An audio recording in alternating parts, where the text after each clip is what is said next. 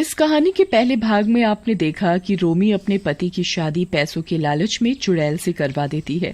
शादी के बाद चुड़ैल दुल्हन के कपड़ों में राम का इंतजार कर रही होती है। राम, अब आ भी जाओ, मैं इस दिन का कब से इंतजार कर रही थी। दूसरी तरफ राम स्विमिंग पूल के पास झूले में रोमी के साथ बैठा होता है। रात हो चुकी होती है। मैं आज बहुत खुश हूँ जी।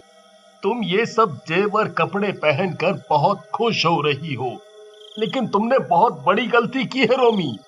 अरे आप चिंता क्यों करते हो, हम दोनों बहनों की तरह रहेंगी। जब घर में और लोगों के साथ रहने से प्यार नहीं बढ़ता तो बीवी के मामले में पता नहीं क्यों प्यार बढ़ जाता है। ओहो, देखो ना मेरी अकल। आज तो आपको रीमा के कमरे में जाना है। चलो चलो चलो, नहीं तो लोग कहेंगे मैंने उस बेचारी के साथ धोखा किया है। पैसे तो ले लिए लेकिन पति अभी भी खुद ही रखा है। चलो चलो जल्दी चलो। तुम्हारा दिमाग तो खराब नहीं हुआ? मैं कहीं नहीं जाऊंगा, मैं सिर्फ तुमसे प्यार करता हूँ। वाह जी वाह, ये तो गलत बात हुई। आपने कहा था कि मैं जो कहूँगी आप वही करोगे। अब चलो। हे भगवान, मैं कहाँ फंस गया। रोमी उसकी एक नहीं सुनती और उसे जबरदस्ती चुड़ैल के कमरे में छोड़ आती है और दरवाजा बाहर से बंद कर देती है। अरे अरे, ये क्या किया तुमने? रोमी, रोमी दरवाजा खोलो। रोमी दरवाजा खोलो। दरवाजा सुबह ही खुलेगा जी। Bye, good night. चलो, मैं चली अपने मखमली बिस्तर पे सोने। कमरे में चुड़ैल राम को देखते ही अपना मुंह छिपा लेती है ताकि राम चुड़ैल का असली रूप ना देख पाए। अरे राम, तुम परेशान क्यों होते हो? आज तो हमारी सुहागरात है ना। अरे यार, तुम तो चुप ही रहो। तुम्हारी सुहागरात की तो ऐसी की तैसी दिमाग खराब करके रख दिया है। तुम उदास मत हो, आओ यहाँ मेरे पास आकर बैठो ना। सब तुम्हारी वजह से हुआ है। तुमने मेरी बीवी को लालच दिया, लेकिन तुम्हारा भी कोई फायदा नहीं है इसमें, क्योंकि मेरा प्यार सिर्फ मेरी बीवी का है, समझी? इतना बोलकर राम नीचे बिस्तर लगाकर सो जाता है। कोई बात नहीं राम, कब तक मुझसे प्यार नहीं करोगे? मैं तुम्हारा जिंदगी भर इंतजार कर सकती हूँ। अगली सुबह। अरे रीमा, तुम रसोई में खाना क्यों बना रही हो? नौकर है ना, वो बनाएगा। और ये क्या रूखी सूखी सी साड़ी पहन रखी है? नहीं दीदी, मैं राम के लिए अपने हाथों से बनाऊंगी खाना। उन्हें बाहर का पसंद नहीं है ना, और ना ही ज्यादा चमकने वाले कपड़े, इसलिए मैं ऐसे ही ठीक हूँ। अरे अब तो हम अमीर हो गए हैं, घर में बनाने की मेहनत क्यों करनी? और हाँ पतिदेव जी, आपको भी काम पे जाने की कोई जरूरत नहीं। इतना पैसा है, अब आराम करो, घूमो फिरो, ऐश करो। नहीं, पैसा तुमने कमाया है, मैंने नहीं। मैं जैसे काम करता था वैसे ही करूँगा। तभी वहाँ पिंकी और राहुल आते हैं। माँ, हमें स्कूल के लिए तैयार कर दो ना। अरे अरे हटो हटो, मेरी साड़ी खराब हो जाएगी। क्या कर रहे हो तुम दोनों? जाओ, सक्कू बाई तुम्हें तैयार कर देगी। नहीं, मैं नौकरानी से नहीं तैयार होऊंगा, आप चलो ना। राहुल, पिंकी चलो, मैं तुम्हें तैयार कर देती हूँ, प्लीज चलो ना। रीमा के प्यार से कहने पर दोनों रीमा के साथ चले जाते हैं। रीमा उन्हें बहुत प्यार से तैयार करती है और उनसे बातें करती है। आंटी, हम आपको क्या कहकर बुलाएं? जो तुम्हारा मन करे वो बुलाओ। हम आपको माँ बुलाएं? हाँ, क्या कहा? माँ? हाँ हाँ, क्यों नहीं, ये तो बहुत अच्छा है। बच्चे बहुत खुश हो जाते हैं और चुड़ैल भी बहुत खुश हो जाती है। और इसी तरह कुछ दिन बीत जाते हैं। रोमी ने राम और बच्चों पर बिल्कुल ध्यान देना बंद कर दिया और रात में लेट पार्टी करने लगी। राम के सारे काम, खाना पीना चुड़ैल ही करती थी। इस तरह से राम अकेला महसूस करने लगा। थोड़ी देर मेरे साथ बैठो ना, कितने दिन हो गए। चलो आज साथ में खाना खाते हैं। अरे नहीं, इतनी रात हो गई। मैं तो पार्टी में गई थी और वहाँ से ही खा कर आई हूँ। अब थक गई हूँ, मैं सोने जा रही हूँ, खड़ा भी नहीं हुआ जा रहा। इतना बोलकर रोमी अपने कमरे में चली जाती है। राम रोने लगता है और खाना नहीं खाता। चुड़ैल ये सब देख रही होती है। चुड़ैल फिर से रीमा का रूप लेकर राम के पास आती है। उसे रूप बदलता दोनों बच्चे देख लेते हैं और डर के मारे अपने कमरे में चले जाते हैं। पिंकी, माँ तो चुड़ैल निकली, मुझे तो बहुत डर लग रहा है। डर मत भाई, अगर चुड़ैल माँ को हमें नुकसान पहुंचाना होता तो कब का पहुंचा देती। वो तो हमें बहुत प्यार करती है। दूसरी तरफ चुड़ैल रीमा के रूप में राम के पास जाती है और उसे चुप कराने लगती है। राम तुम चुप हो जाओ, मैं तो तुम्हें खुश देखना चाहती थी इसलिए मैंने ये सब किया। मेरा रास्ता गलत था लेकिन मैं तुमसे सच्चा प्यार करती हूँ।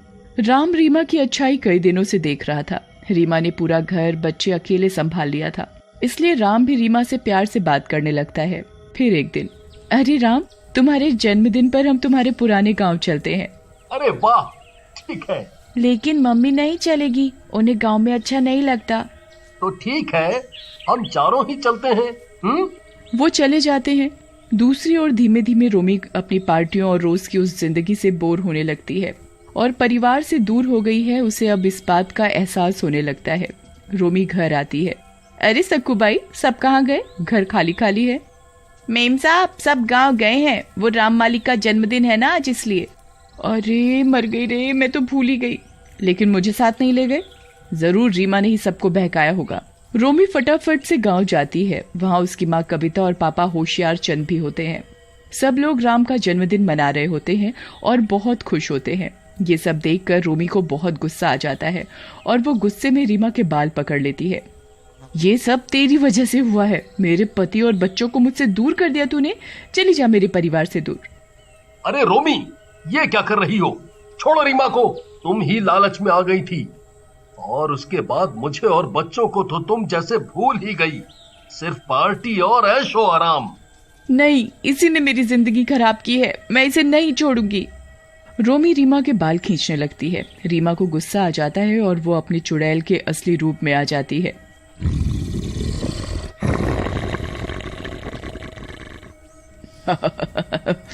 बस बहुत हुआ तुम्हारा नाटक रोमी। रीमा को चुड़ैल रूप में देखकर सबकी आंखें फटी की फटी रह जाती हैं।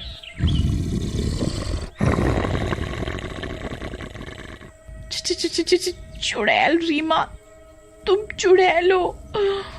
मर गई रे। मम्मी, हमें तो पहले से ही पता था कि रीमा माँ एक चुड़ैल है। हमने देख लिया था।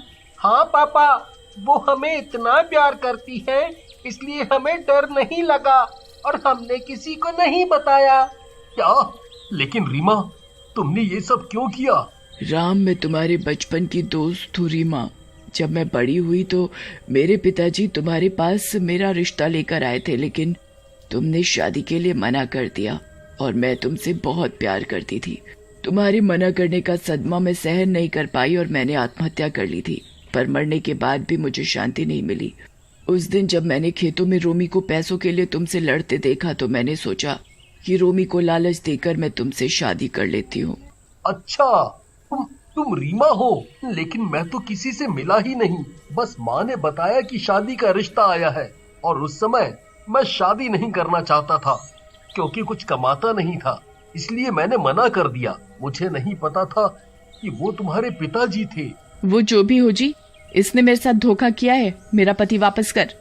नहीं, तुम लालची हो। राम मेरा है, मेरे साथ ही जाएगा। इतना बोलकर सब रीमा के साथ चले जाते हैं और रोमी अकेली रह जाती है। अगले दिन वो अपने बंगले पर जाती है। मुझे माफ कर दो पिंकी राहुल, तुम तो मेरे साथ ही रहो, तुम छोड़ के मत जाओ। राम। नहीं रोमी, तुमने पैसे लेकर रीमा को मुझे बेचा है, अब मुझे उसके साथ ही जाना होगा। मम्मी, हमें भी माँ के साथ ही अच्छा लगता है।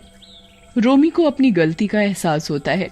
रीमा, मुझे माफ कर दो, मैं सारा बंगला पैसा सब तुम्हें वापस कर दूंगी। मुझे कुछ नहीं चाहिए। बहुत बड़ी गलती हो गई मुझसे, बहुत बड़ी गलती हो गई। इतना बोलकर रोमी रोने लगती है। रोमी रो नहीं, मैं राम से सच्चा प्यार करती हूँ, इसलिए मैंने उनसे शादी की। अब मुझे मुक्ति मिल जाएगी और तुम भी अब राम की कदर जान चुकी हो। राम सिर्फ तुमसे प्यार करते हैं। तुम्हारी अकल ठिकाने लगाने के लिए ही मैंने ये सब किया था, ताकि तुम पैसों को ही अहमियत ना दो। अब तुम साथ में खुश रहना और मैं भी अब चैन से मुक्त हो सकती हूँ। क्या? नहीं रीमा, अब मुझे पता चल गया कि पैसा उतना जरूरी नहीं। तुम मत जाओ, हम सब साथ मिलकर रहेंगे। नहीं, मुझे तो एक दिन जाना ही था और राम से मेरी शादी हुई और मुझे राम का प्यार भी मिला। बस मेरे लिए काफी है। इतना बोलकर रीमा मुक्त होकर चली जाती है।